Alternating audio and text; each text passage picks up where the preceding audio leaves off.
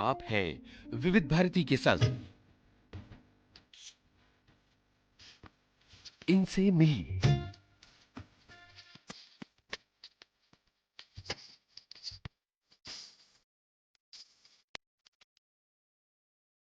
इनसे मिलिए। इस कार्यक्रम में आइए आज सुनते हैं वृत्तचित्र निर्देशक मकरंद वाइकर और सीमंतिनी भागवत से यूनुस खान की बातचीत। आज सुनते हैं इस बातचीत का पहला भाग। दोस्तों नमस्कार, मैं हूं आपका दोस्त यूनुस खान और इनसे मिलिए कार्यक्रम में इस समय विविध भारती के स्टूडियो में हमारे दो मेहमान मौजूद हैं। एक हैं मकरंद वाइकर जी और दूसरी हैं सीमांतिनी भागवत। इन दोनों ने रेडियो पर एक डॉक्यूमेंट्री बनाई है जिसका नाम है माय रेडियो माय लाइफ। दुनिया भर के कई फिल्म समारोहों में इस डॉक्यूमेंट्री का प्रदर्शन किया गया है और ये डॉक्यूमेंट्री काफ़ी चर्चित हो रही है। तो चलिए हमारे दोनों मेहमानों से बातें करते हैं और उनकी यात्रा और इस डॉक्यूमेंट्री के बारे में जानने की कोशिश करते हैं। मकरन जी, सीमांतिनी, आप दोनों का विविध भारती के स्टूडियो में बहुत बहुत स्वागत। धन्यवाद। बहुत शुक्रिया। विविध भारती स्टूडियो में आने के तो मैं आनंदित हूँ और विविध भारती सुनता रहता हूँ, लेकिन आज पहली बार स्टूडियो देखा तो काफ़ी अच्छा लग रहा है। जी मकरन जी, मैंने आपके बारे में खोजबीन की तो मुझे पता चला कि आप तो आईआईटी ग्रेजुएट हैं। तो जाहिर है कि आपकी जो यात्रा है वो एक टेक्नोलॉजी की यात्रा रही है। इस यात्रा में रेडियो किस तरह से आपका साथी रहा है? ये बहुत इंटरेस्टिंग सवाल है, क्योंकि रेडियो से मैं, अब मुझे अच्छी तरह से याद है मैं रेडियो से कब जुड़ा। वो 1969 में मैं रेडियो से जुड़ा, जिस दिन टीचर ने स्कूल में कहा था कि आज आपको शाम को कमेंट्री सुननी है और वो मानव चंद्र पे जाने वाला है अपोलो 11 से, आप सबको सुननी है। कल हम क्लास में आके उसको डिस्कस करेंगे क्या हुआ क्या नहीं। तो ऑब्वियसली घर जाके 7 बजे वो टेक ऑफ हुआ था, मुझे आज भी याद है, यूएस से। और फिर 5-6 दिन का वो एक सफ़र था, और फिर जब वो लैंड हो गए थे चंद्रमा पे, नील आर्मस्ट्रॉन्ग, तो वो एक बहुत पूर्ण हिस्टोरिक समय था। और हम सब लोगों ने सुना। उसके बाद स्कूल गए। स्कूल कुछ 11-12 बजे जाने के बाद सब टीचर ने कहा कि आज आपने क्या सुना। तो सब बच्चे कह रहे थे मैंने ये सुना, मैंने ये समझा, इस तरह से। तो उससे मुझे इतना इम्पैक्ट हुआ, क्योंकि एक तो टीचर ने एंडोर्स किया कि आपको रेडियो सुनना है। और उस वक्त ऐसे था कि टीचर जो कहेगी वो समझ लीजिए वो सही ही है और हमें करना ही चाहिए। एक तो यूएस में कुछ हो रहा है, वॉइस ऑफ अमेरिका से ऑल इंडिया रेडियो पे रिले होता है, और हम अपने मीडियम वेव पे, नॉर्मल रेडियो पे सब सुन रहे हैं। तो ये पूरी कहानी जो हो रही थी उस वक्त, आंखों देखा हाल की तरह से वो दिखा रहे थे। कमेंट्री तो हम लोगों ने क्रिकेट की सुनी थी, लेकिन इस तरह से कोई चंद्रमा पे मानव जाएगा उसकी कमेंट्री होगी, कभी सोचा भी नहीं था। तो उसका इम्पैक्ट मुझे इतना हो कि साइंस में रुचि आ गई और मैं आगे बढ़ता गया, और इसीलिए आईआईटी भी पहुंच गया रेडियो सुनते सुनते। वाह, क्या बात है! ये कितना मुश्किल सफ़र था उस ज़माने में। उतना आईआईटी। नहीं था जितना आजकल होता है। सीरियसली अगर आप पढ़ते हो तो आपको एडमिशन मिल जाता था। उस वक्त इतनी भीड़ नहीं थी जितनी आज है। तो मैं तो कहूँगा आसानी से था, लेकिन मुझे पहले से रेडियो के साथ पढ़ाई करने का शौक़ था। शौक़ के मतलब कि रेडियो अगर साथ में रहेगा, ये नहीं कि मैं पूरा सुनता था, पढ़ाई करता था, लेकिन कोई तो होना चाहिए साथ में जो मुझे नींद से बचाए, ये सही क्या सर। बात है! तो रेडियो चलता रहेगा, आवाज़ आती रही है, कुछ हो रहा है तो वो भी थोड़ा सुनता हूँ मैं भी। और पढ़ाई पे ही ज़्यादा था, तो ये सुनते सुनते मैंने पढ़ा। आज तक मैं हर काम के वक्त रेडियो सुनता ही रहता हूँ। क्या बात है! अब सीमांतिनी से पूछते हैं कि रेडियो से आपका जुड़ाव कब हुआ था? ज़रा याद करके बताइए। रेडियो से मेरा जुड़ाव इतना नहीं था, मतलब बचपन में गाने सुनते थे ज़्यादा। बट मैं जब मतलब मेरे बचपन में टीवी भी था बट रेडियो भी था, दोनों थे, तो दोनों के साथ बड़ी हुई हूँ। बट अभी जैसा है ना कि ये रेडियो की डॉक्यूमेंट्री के बाद बहुत सारे ऐसे चीज़ें मुझे रेडियो के बारे में पता चली जो पहले नहीं थी। पहले कैसे था, बचपन में सिर्फ रेडियो पे जो भी प्रोग्राम थे बच्चों के या गाने सुनना, बस उतना ही संबंध था रेडियो से। बट इस डॉक्यूमेंट्री के बाद बहुत ऐसी चीज़ें हैं जो मतलब पता भी नहीं थी कि ऐसा भी है रेडियो में, तो वो बिल्कुल। पता चला। हम अपने सुनने वालों को ये बता दें कि सीमांतिनी ने इस डॉक्यूमेंट्री के लिए रिसर्च भी की है और वो इस पूरे प्रोजेक्ट में शामिल रही हैं। तो बहुत दिलचस्प सवाल अभी इनसे आगे आएंगे। अम, मैं मकरन जी आपसे ये जानना चाहता हूँ कि आईआईटी के बाद आगे आपने जीवन में क्या किया और फिर ये अचानक इस पड़ाव पे आके ये डॉक्यूमेंट्री बनाने की ज़रूरत क्यों महसूस हुई? हाँ, तो आईआईटी के बाद मैंने केमिकल इंजीनियरिंग की थी, तो केमिस्ट्री से लगाव पहले से ही था। तो केमिस्ट्री डेटाबेसेस बनाने का काम मैं कम से कम 20 साल से कर रहा हूँ। उसके पहले भी केमिकल इंडस्ट्री में ही था।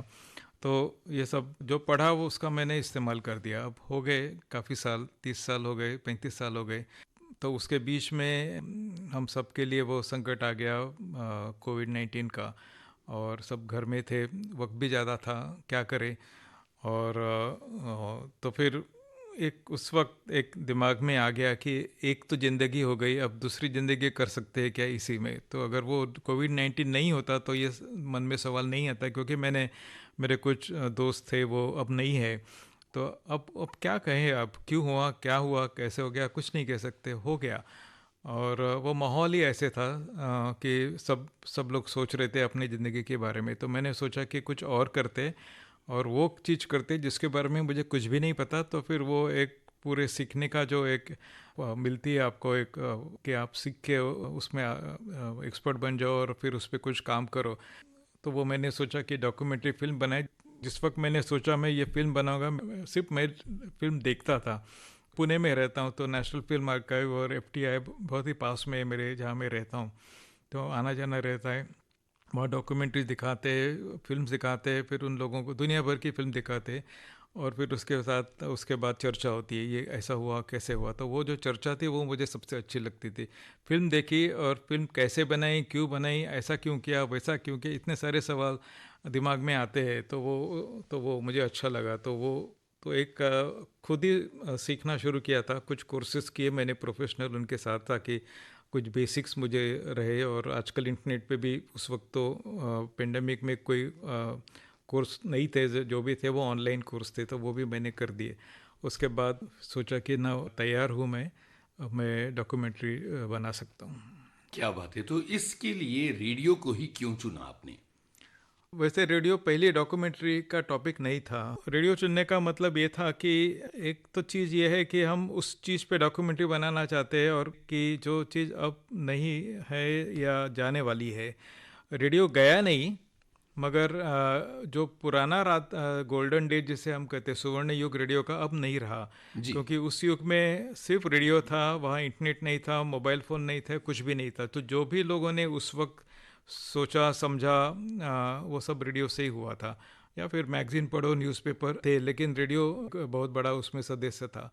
और घर में सबके साथ सुनने में जो आनंद आता था वो रेडियो ही करता था।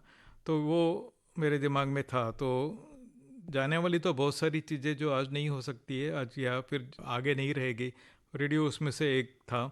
लेकिन गोल्डन डेज ऑफ रेडियो पे ये फिल्म बनाई है। मैं ये नहीं कहता कि रेडियो नहीं रहेगा, रेडियो जी। तो और साल रहेगा, 100 साल रेडियो के हो गए, और 100 साल रह गए। लेकिन वो जो रेडियो और उसके सुनने वालों के बीच में एक जो नाता था, वो पहले जैसा शायद अब नहीं रहेगा। या फिर सुनने वाले रेडियो सिर्फ रेडियो पे नहीं, उनके और भी तरीके से वो अपनी इंफॉर्मेशन, नॉलेज, एंटरटेनमेंट कर सकते। तो वो रेडियो पे पूरे डिपेंडेंट नहीं। तो ये कम से कम होता जाएगा। इसका मतलब यही है कि रेडियो रहेगा, लेकिन उसका रूप शायद बदल जाएगा, और वो जी। रूप नहीं रहेगा जो गोल्डन डेज में था। तो उसको दिखाने के लिए आपने ये प्रिजर्व डॉक्यूमेंट्री करना बनाई। चाहता था, क्योंकि रेडियो शायद आप म्यूज़ियम में भी देख सकते हैं 50 साल बाद, लेकिन रेडियो के बारे में कहने वाले जिन्होंने वो दौर देखा था वो नहीं रहेंगे। तो इससे पहले कि वो लोग भी हमारे साथ नहीं रहेंगे, मैं सोचा कि एक फ़िल्म बना दे, डॉक्यूमेंट्री फ़िल्म, जिसमें ये सब आ जाएगा। तो यही एक बिल्कुल। इस सोच कर ये फिल्म बनाई। दोस्तों, हम आपको ये बताना चाहते हैं कि माई रेडियो माई लाइफ जो डॉक्यूमेंट्री है, उसमें जहां एक तरफ एक ऐसे व्यक्ति को दिखाया गया है जिनके पास तकरीबन 200 रेडियो सेट हैं जो बहुत एंटीक हैं और वो काम करते हैं। यानी वो एक ऐसे व्यक्ति हैं जो रेडियो सेट्स को रीस्टोर करने का काम करते हैं और वो अपने रेडियो सेट से बहुत प्यार करते हैं। एक ऐसे व्यक्ति हैं जिन्होंने मनुष्य के चंद्रमा पर पहुंचने की, नासा पहुंचकर, अमेरिका पहुंचकर तमिल में कमेंट्री की। उसके अलावा उसमें हैम रेडियो से जुड़ी हुई बात भी है। तो बहुत सारी ऐसी चीज़ें हैं जो बहुत दिलचस्प हैं। सीमांतिनी, आपसे हम जानना चाहते हैं कि ये जब तय हो गया कि ये डॉक्यूमेंट्री रेडियो पर बन रही है, तो फिर रिसर्च करके ये तमाम किरदार खोजने का काम आपने किस तरह से किया था? तो जैसे मकरंद सर ने बताया कि ये दौर था जब हमने शुरू की डॉक्यूमेंट्री, तो वो पैंडेमिक था। तो हम घर पर ही थे। तो तब हमने सोचा कि पहले तो हमने सोचा कि हम रेडियो के कौन से पहलू इसमें शामिल कर सकते हैं। तो ये तो तय हो गया कि ये जो रेडियो के टेक्निकल थिंग है या इतिहास है, रेडियो कब शुरू हुआ, कब, ये हमें नहीं कवर करना है, क्योंकि ये सारी इन्फॉर्मेशन अभी इंटरनेट पे सभी के लिए अवेलेबल है। पर ये अभी अवेलेबल नहीं है कि लोगों की उसके प्रति की भावनाएं जो है वो हमें कवर करनी थी।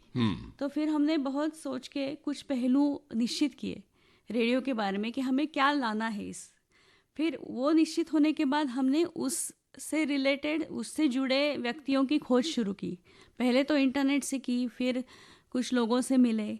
तकरीबन 20 से 25 लोगों को हमने इसमें चुना था। मतलब पहले जब हमने शुरू किया। वो किस किस दायरे के लोग थे? कुछ अनाउंसर्स थे, मतलब निवेदक थे, कुछ रेडियो रिपेयर करने वाले थे, हैम रेडियो जैसे। बट उसमें से हमने जो आपने फिल्म में देखे वो 6 व्यक्ति हैं, उनकी कहानियां हैं। तो वो हमने शॉर्टलिस्ट के उसमें 3-4 जो थे पहलू थे वो हमने देखे। एक तो रेडियो के प्रति उनकी जुनून, उनका जुनून, उनकी उनसे जुड़ी उनकी भावनाएं, बिल्कुल। फिर नोस्टाल्जिया, उसके अलावा उनकी इच्छा, इस डॉक्यूमेंट्री में शामिल होने की उनकी इच्छा और उनकी उपलब्धता। जी जी। क्योंकि ये सब शूटिंग करना है इसलिए। तो ये सारा सब उनसे बात करने के बाद हमने निश्चित किया, और ये 6 लोग हैं जिनकी कहानियां हमने बाद में दिखाई। कितना मुश्किल रहा होगा, जैसे आपने मिस्टर थम्बी को ढूंढा जिन्होंने तमिल में कमेंट्री की थी, अपोलो 11 की 1969 की बात है ये। दूसरी तरफ आपने एक हैम रेडियो ऑपरेटर महिला को ढूंढा। कितना मुश्किल था ये काम? सबसे मुश्किल था जो डॉक्टर नला थम्बी है, जो जिन्होंने अपोलो 11 की कमेंट्री की थी, वो ढूंढना सबसे मुश्किल था बाकी सभी किरदारों से। क्योंकि कैसा था कि हमने जब अपोलो 11 शामिल करना ये तय किया, तो हमने बहुत सारे इंटरनेट पे भी खोजा, बट जिन्होंने वो कमेंट्री की थी 1969 में, वो सारे लोग यूएस में थे जी। और मतलब उनसे संपर्क भी करना मुश्किल था। फिर यहाँ पे किसी पत्रकार के थ्रू हमें पता चला कि यहाँ पे एक तमिल है जो इंडिया वापस आए थे, भारत वापस आए थे। तो फिर हमने बहुत मुश्किल से उनका नंबर मिला, किसी पत्रकार ने हमें दिया वो नंबर। फिर मैंने उनको बहुत दिनों से मैं उनको कॉल कर रही थी, बट वो मेरा फ़ोन नहीं उठा रहे थे। अरे, क्योंकि आजकल कोई भी अजनबी किसी को कॉल करता है तो जनरली, और वो अभी 85 ईयर्स ओल्ड, मतलब उतने, तो वो मुश्किल था उनके लिए। फिर एक बार गलती से उन्होंने फ़ोन उठाया तो मैंने 1 मिनट में सारा उनको बयां कर दिया सब बता दिया कि ये डॉक्यूमेंट्री हम क्यों बनाना चाहते हैं, आपको क्यों लेना चाहते हैं, सारा रेडियो के बारे में हमारा क्या विचार है। ये सब उनको बोलने के बाद उन्होंने मिलने के लिए हमें परमिशन दी। फिर हम उनको जाके मिले, फिर हमने उनको पूरा बताया कि ये डॉक्यूमेंट्री कैसी होगी, हम कैसे शूट करेंगे, हमें आपसे क्या चाहिए। हाँ। ये सारा फिर वो बहुत ही अच्छे, मतलब अभी तो बहुत ही अच्छे पहचान हो गई उनकी। बहुत ही दिलचस्प बातें हो रही हैं, लेकिन आज के लिए समय खत्म हो रहा है, पर ये बातचीत अगले हफ्ते जारी रहेगी। मकरंद जी और सीमांतिनी जी हमारे साथ रहेंगे। इनसे मिलिए कार्यक्रम में आप सुन रहे थे वृत्तचित्र निर्देशक मकरंद वाइकर और सीमंतिनी भागवत से यूनुस खान की बातचीत की पहली कड़ी। तकनीकी सहयोग HR पाटले। विविध भारती के लिए इस कार्यक्रम की प्रस्तुतकर्ता अनुश्री पाठक। कार्यक्रम की अगली कड़ी सुनिए अगले हफ्ते आज ही के दिन। इनसे मिलिए।